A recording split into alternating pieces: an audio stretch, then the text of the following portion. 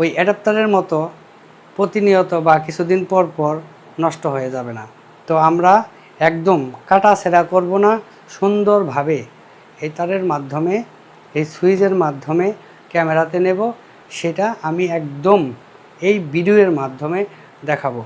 তো এখানে কিছু অ্যাক্সেসরিজের প্রয়োজন হয় কাজ করতে গেলে, যেমন আপনার এই কানেক্টর 45 RJ45 কানেক্টর।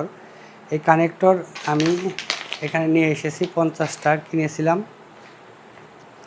আর এখানে ক্যাট 6-এর মাধ্যমে এই কানেক্টর লাগাবো এই ক্লিম্পার মেশিন দিয়ে। এই ক্লিম্পার মেশিনের দামও বেশি না, 2700 টাকা। তো এখানে কাটার জন্য আমি একটা কাটার ব্যবহার করব বা করব। তো আমার কিছু অ্যাক্সেসরিজের প্রয়োজন হয়, যেমন স্ক্রু ড্রাইভার বা প্লাস বা এই টেস্টার প্রয়োজন হয়।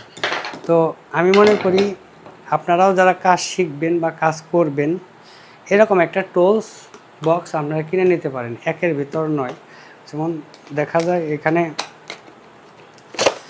একটি টুলস এখানে ভিতরে আছে 9টি। এই 9টির মধ্যে এই যে স্টার, ফ্ল্যাট, মানে আপনারা অনেকে বাংলা ভাষায় মাইনাস বলে, ছোট স্টার স্ক্রুড্রাইভার, এই ছোট ফ্ল্যাট মাইনাস। এখানে আরও ছোট একটা স্ক্রুড্রাইভার আছে স্টার।